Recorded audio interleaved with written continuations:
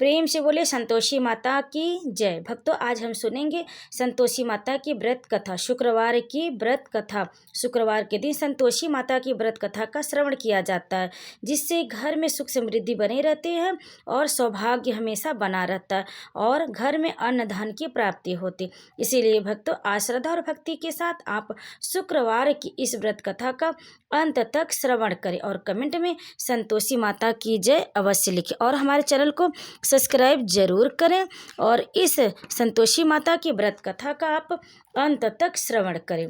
तो प्रेम से बोलिए संतोषी माता की जय। एक बुढ़िया थी, उसके 7 बेटे थे, 6 कमाने वाले थे, एक निकम्मा था। बुढ़िया माँ 6 पुत्रों की रसोई बनाती, भोजन कराती और पीछे से जो कुछ बचता तो 7वें को देती थी।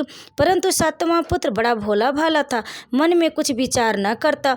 एक दिन वह अपने बहू से बोला, देखो मेरी माता का मुझ पर कितना प्रेम है। वह बोली, क्यों नहीं, सबका जूठा बचा हुआ तुमको खिलाती है। वह बोला, ऐसा नहीं हो सकता, मैं जब तक आंखों से न देखूं मान नहीं सकता। बहू ने हंसकर कहा, देख लोगे तब तो मानोगे। कुछ दिन बाद बड़ा त्योहार आया। घर में 7 प्रकार के भोजन और चूरमा के लड्डू बने। वह परीक्षा लेने के लिए सिरदर्द का बहाना कर पतला कपड़ा सिर पर ओढ़कर रसोई घर में सो गया और कपड़े में से सब देखता रहा। 6 भाई भोजन करने आए। उसने देखा माँ ने उनके लिए सुंदर सुंदर आसन बिछाए, 7 प्रकार की रसोई परोसी। वह आग्रह कर करके जिमाती रही। वह देखता रहा। 6 भाई जब भोजन कर उठे तब माँ ने उनकी जूठी थालियों में से लड्डुओं के टुकड़ों को उठाया और एक लड्डू बनाया। जूठन साफ कर बुढ़िया माँ ने पुकारा, उठ बेटा, 6 भाई भोजन कर गए, अब तू ही बाकी, उठ भोजन कर ले।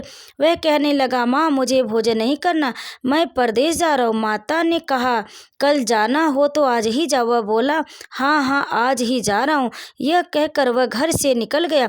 चलते समय बहू की याद आई। वह गौशाले में कंडे थाप रही थी। वहाँ जाकर बोला, हम जावें परदेश को, आवेंगे कुछ काल, तुम रहियो संतोष से, धर्म आपनो पाल।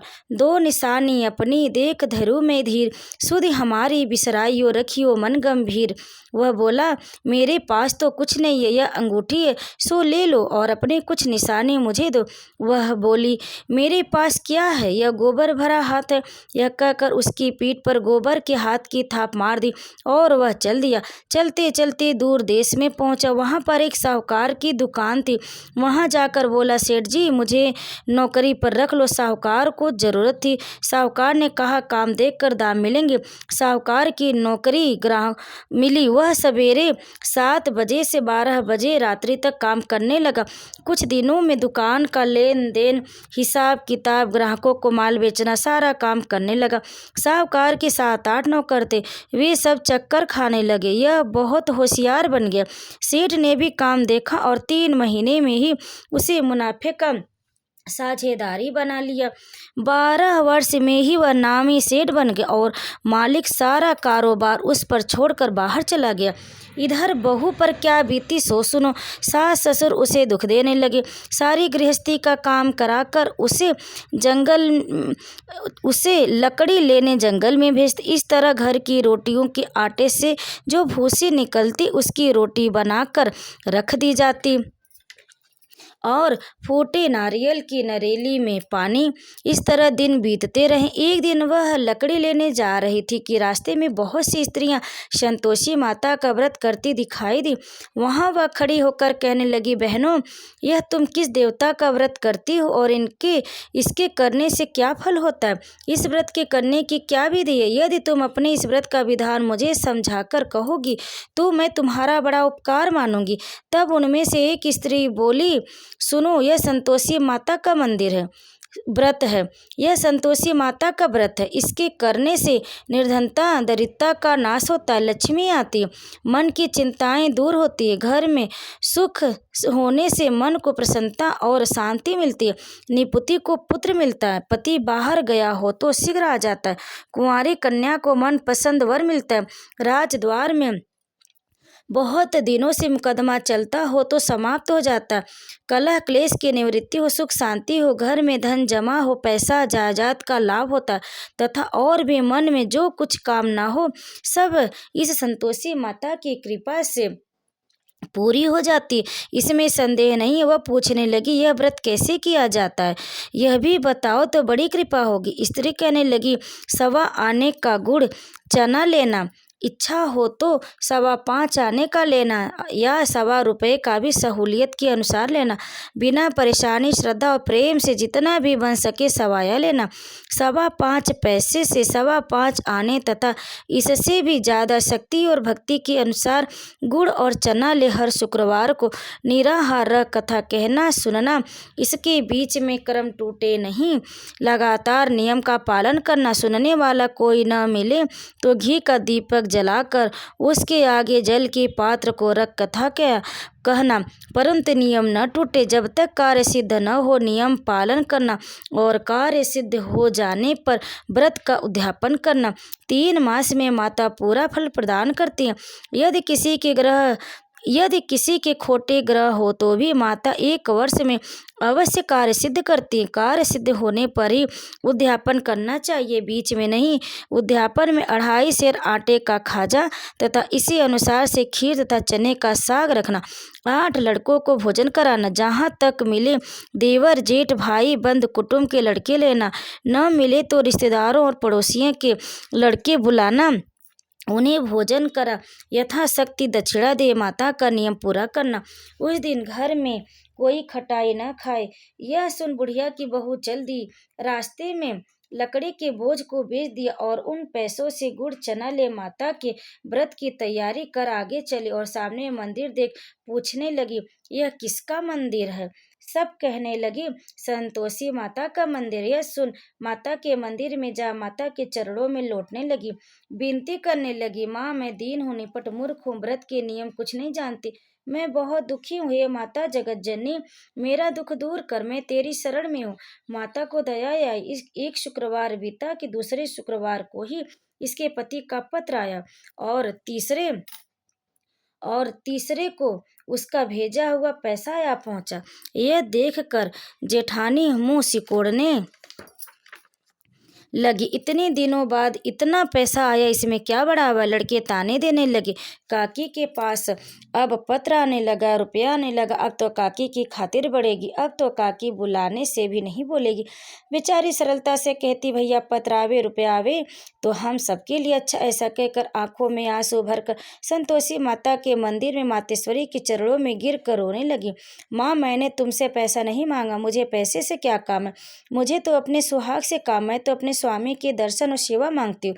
तब माता ने प्रसन्न होकर कहा, जा बेटी तेरा स्वामी आएगा। यह सन खुशी से बावली हो घर जाकर काम करने लगी।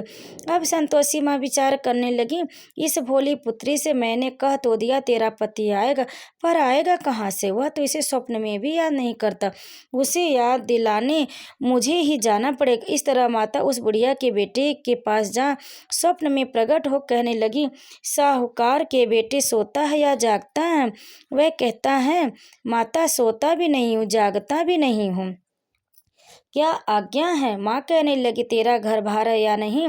वह बोला, मेरा सब कुछ है, माता है, माँ बाप है, भाई बहन बहू, क्या कमी है। माँ बोली, पुत्र तेरी घरवाली बहुत कष्ट उठा रही। वह बोला, हाँ माता जी, यह तो मुझे मालूम है, परंतु जाऊँ कैसे। परदेश की बात, लेन देन का कोई हिसाब नहीं, कोई जाने का रास्ता नजर नहीं आता, कैसे चला जाऊँ। माँ कहने लगी, मेरी बात मान, सवेरे नहा धोकर संतोषी माता का नाम ले, घी का दीपक जला, दंडवत कर दुकान पर जा बैठना। देखते देखते तेरा लेन देन चुक जाएगा, जमा का माल बिक जाएगा, सांझ होते होते धन का ढेर लग जाएगा। अब तो वह सवेरे बहुत जल्दी उठ मित्र बंधुओं से अपने सपने की बात कहता है। वे सब उसकी बात अनसुनी कर दिल लगी उड़ाने लगे। कहीं स्वप्न भी सच्चे होते हैं। एक बूढ़ा बोला, देखो भाई मेरी बात मान, इस तरह साँच या झूठ कहने के बदले देवता ने जैसा कहा वैसा ही करने में तेरा क्या जाता। अब बूढ़े की बात मानकर नहा धोकर संतोषी माता को दंडवत कर घी का दीपक जला दुकान पर जा बैठता। थोड़ी देर में वह क्या देखता कि देने वाले रुपया लाए, लेने वाले हिसाब लाए। कोठी में भरी सामानों के खरीदार नगद दाम दे सौदा करने लगी। शाम तक धन का ढेर लग गया। मन में माता का नाम ले प्रसन्न हो घर जाने के वास्ते गहना कपड़ा सामान खरीदने लगा। यहाँ के काम से निपट घर को रवाना हुआ। यहाँ बहू बेचारी जंगल में लकड़ी लेने जाती, लौटते वक्त माता के मंदिर पर विश्राम करती। वह तो उसका रोज रुकने का स्थान ठहरा। दूर से धूल उड़ती हुई देख माता से पूछती, हे माता, यह धूल कैसी उड़ रही हो? माँ कहती, हे पुत्री, तेरा पति आ रहा, अब तू ऐसा कर, लकड़ियों के 3 बोझ बना, एक नदी के किनारे रख, दूसरा मेरे मंदिर पर और तीसरा अपने सिर पर रख। तेरे पति को लकड़ी का गट्ठा देखकर मुंह पैदा होगा, वह यहाँ रुकेगा, नाश्ता पानी बना खाकर माँ से मिलने जाएगा। तू लकड़ी का बोझ उठाकर जाना और बीच चौके में गट्ठा डालकर 3 आवाजें जोर से लगाना, लो सासू जी, लकड़ियों का गट्ठा लो, भूसी की रोटी दो, नारियल के खोपड़े में पानी दो, आज कौन मेहमान आया।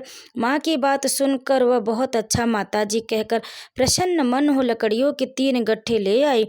एक नदी के तट पर, एक माता के मंदिर पर रखा। इतने में ही वह मुसाफिर आ पहुंचा। सूखी लकड़ी देखकर उसकी इच्छा हुई कि अब यहाँ निवास करे और भोजन बना खा पी कर गाँव चले। इस प्रकार भोजन बना विश्राम ले गांव को गया। उसी समय बहू सिर पर लकड़ी का गट्ठा लिए आती, उसे आंगन में डाल जोर से 3 आवाज देती है, लो सासू जी, लकड़ियों का गट्ठा लो, भूसी की रोटी दो, नारियल के खोपड़े में पानी दो, आज कौन मेहमान आया। यह सुनकर उसकी सास अपने दिए हुए कष्टों को भुलाने हेतु कहती है, बहू ऐसा क्यों कहती हो, तेरा मालिक ही तो आया, आ बैठ, मीठा भात खा, कपड़े गहने पहन। इतने में आवाज सुनकर उसका स्वामी बाहर आता और अंगूठी देख व्याकुल हो जाता। माँ से पूछता, यह कौन है? माँ कहती, बेटा, यह तेरी बहू है। आज 12 वर्ष हो गए जब से तू गया, तब से सारे गांव में जानवर की तरह भटकती फिरती, काम काज घर का कुछ नहीं करती, 4 समय आकर खा जाती।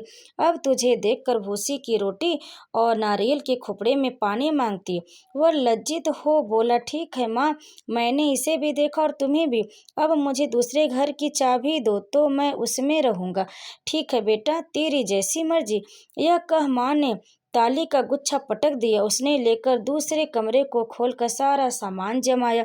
एक दिन में ही वहां राजा के महल जैसा ठाट बाट बन गए। अब क्या था, वह सुख भोगने लगी। तत्पश्चात अगला शुक्रवार आया। उसने अपने पति से कहा, मुझे माता का उद्यापन करना। उसका पति बोला, बहुत अच्छा, खुशी से कर ले।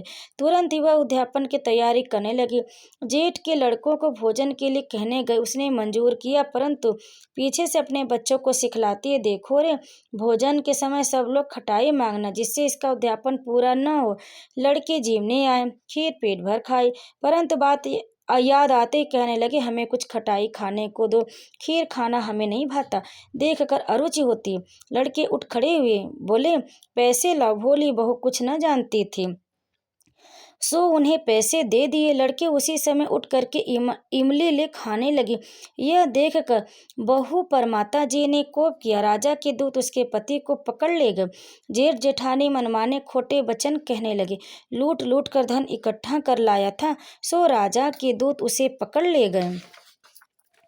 अब सब मालूम हो जाएगा जब जेल की रोटी खाएगा। बहू से यह वचन सहन नहीं हुआ।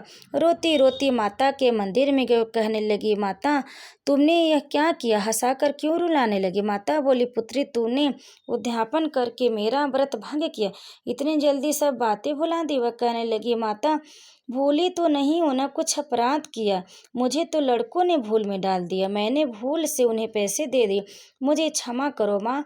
माँ बोली, ऐसी भी भूल कहीं होती है?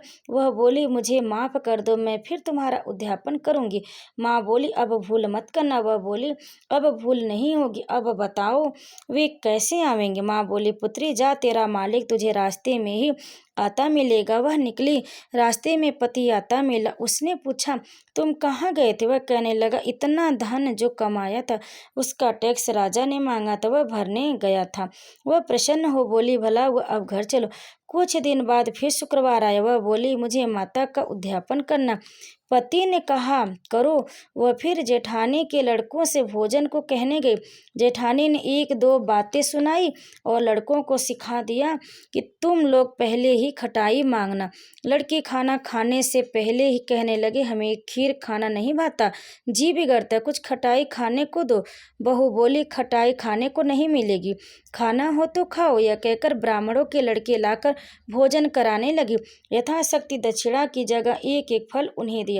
इससे संतोषी माता प्रसन्न हो गई। माता की कृपा से होते ही 9वें मास उसको चंद्रमा के समान सुंदर पुत्र प्राप्त हुआ। पुत्र को लेकर प्रतिदिन माता जी के मंदिर को जाने लगी। माँ ने सोचा कि रोज आती, आज क्यों न मैं ही इसके घर चलूं, इसका आसरा देखूं तो सही। यह विचार कर माता ने भयानक रूप बनाया। गुड़ और चने से सना मुख, ऊपर से सूंड के समान होठ, उस पर मक्खियां भिनभिना रही हैं। देहली में पैर रखते ही उसके साथ चिल्लाई, देखो रे, कोई चुड़ैल डाकनी चली आ रही, लड़कों इसे भगाओ नहीं तो किसी को खा जाएगी।